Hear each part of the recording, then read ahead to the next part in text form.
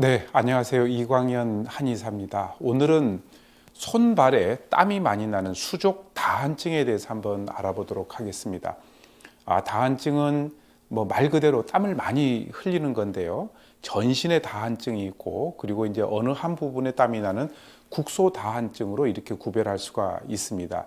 수족 다한증은 손과 발에 땀이 많이 나는, 어떻게 보면 이제 국소 다한증이죠. 손발 다한증은 건강 자체는 큰 문제가 되지는 않는 경우가 많지만, 손발에 땀이 너무 많이 나게 되면은 일상생활 하는데 굉장히 불편하고 청결의 문제와 불쾌감이 생길 수 있기 때문에 이런 경우는 적극적으로 치료를 받는 것이 좋습니다. 주로 이제 운동선수나 뭐 피아니스트들, 또 악기를 연주하는 사람들, 마술사나 요리사, 또 손을 많이 쓰는 수공업자들도 이 수족 다한증이 있을 때는 굉장히 불편함을 많이 느낍니다. 발 부분에 다한증이 있는 경우에는 전혀 덥지도 않는 날씨에도 신발이 젖고 발에 항상 이렇게 땀이 나기 때문에 냄새도 나고 무좀 같은 것들이 생길 수가 있습니다. 군대 이 훈련 받을 때 땀으로 고통받는 일이 굉장히 많죠. 특히 겨울철 같으면은 동상이 생길 수도 있습니다. 이 수족 다한증은 보통 어릴 때부터 시작되었다가 교감신경과 호르몬 분비가 활발해지는 사춘기 정도에는 굉장히 왕성해졌다가 나이가 들면서 점차 감소하는 경향을 띱니다. 이 손발 다한증의 원인은 대개 이 자율신경의 문제로 생기는 경우가 많습니다. 이 자율신경이라고 하는 것은 교감신경과 부교감신경이 자율신경인데, 그것이 균형을 잘 맞춰 가지고 생리활동을 해야 됩니다. 이 교감신경과 부교감신경이 균형을 유지하지 못하고 이게 깨지게 되면은 문제가 되는 것이죠. 특히 교감신경이 항진이 되고 부교감신경이 억제, 저하가 되면은 이 자율신경계 균형이 깨지면서 우리 몸에 땀을 조절할 수 있는 능력이 약해지면서 땀구멍이 잘 열려가지고 땀이 많이 날 수밖에 없습니다.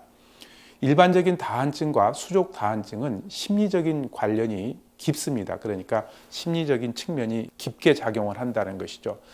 정서적인 긴장과 스트레스, 불안, 흥분과도 아주 밀접한 관련이 있죠.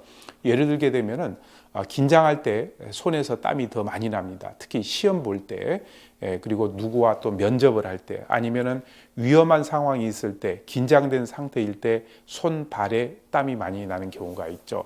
또 당뇨병이나 갑상선 기능 항진증, 또 혈액순환 장애가 생기고 알코올 중독이 있고 또 부종이 있는 경우에 손발 다한증이 많이 생길 수가 있습니다. 이러한 그 손발 다한증의 합병증, 그러니까 제때 치료하지 않게 되면 문제가 되는 경우가 있는데요. 이 땀으로 축축해진 손발 피부로 인해 가지고 습진이나 접촉성 피부염 같은 것들이 생길 수가 있습니다. 세균 감염이 일어나면은 굉장히 심한 악취가 발생할 수가 있습니다.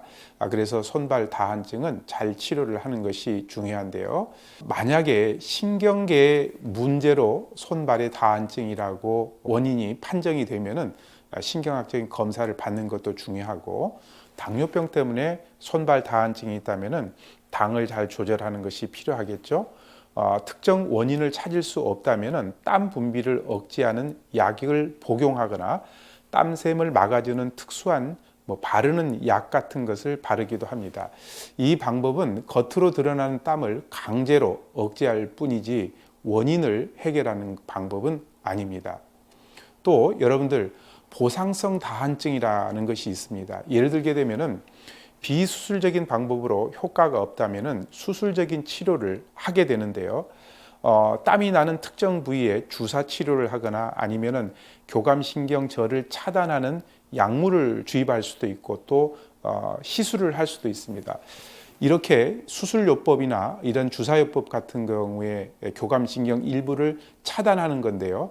이렇게 되면은 그 차단된 부위 쪽은 땀이 안 나기도 하지만 다른 부위에서 땀이 나는 경우가 있습니다. 이것을 보상성 다한증이라고 그러죠. 예를 들게 되면은 손에 땀이 너무 많이 나가지고 손 쪽에 땀이 안 나게 주사요법이나 시술을 받았는데 손에는 땀이 안 나는데 얼굴이나 겨드랑이, 몸통 다른 곳에서 땀이 나는 거, 이런 것들을 우리가 보상성 다한증이다 이렇게 얘기를 합니다.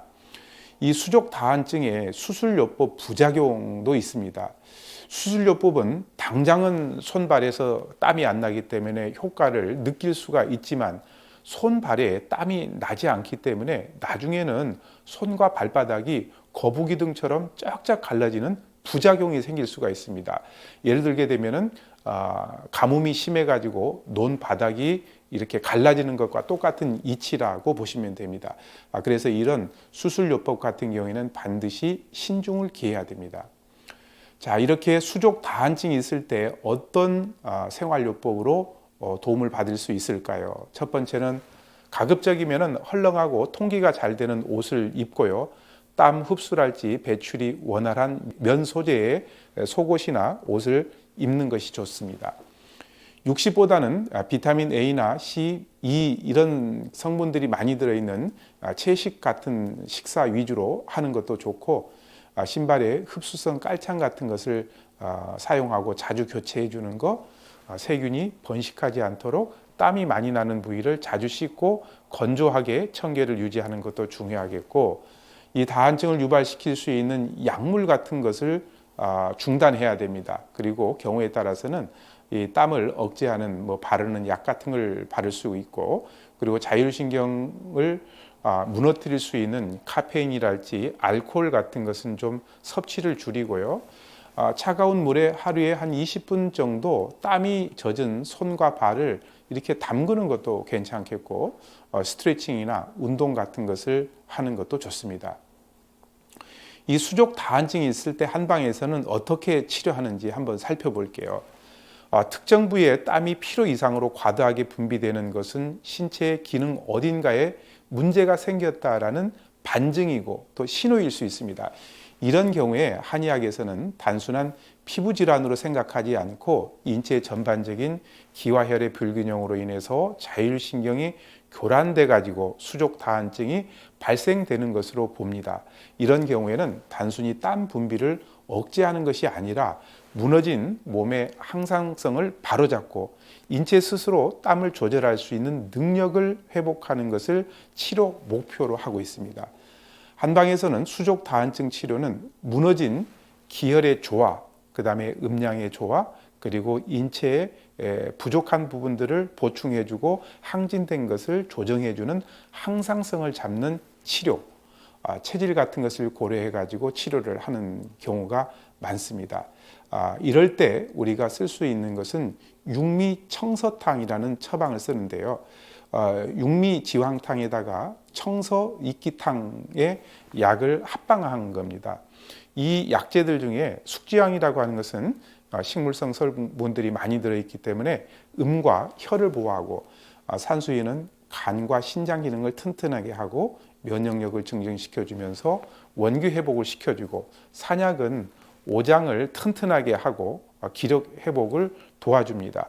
또 복령이라는 약재는 스트레스 해소와 정신신경을 안정시켜주고요. 목단피는 우리 몸에 불필요한 열을 꺼주는 역할, 그리고 택산은 신장과 방광을 튼튼하게 해서 우리 몸에 필요 없는 수분을 제거해주고, 지모, 황백, 황련, 치자는 심장의 화와 열을 내려주면서 땅 구멍을 막아주는 역할을 합니다.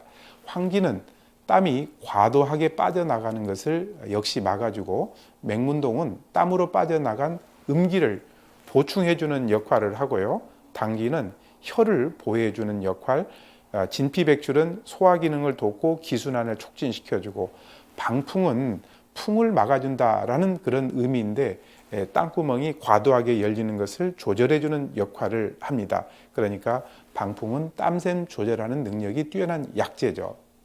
오늘은 손발에 땀이 많이 나는 수족 다한증에 대해서 알아보았습니다. 감사합니다.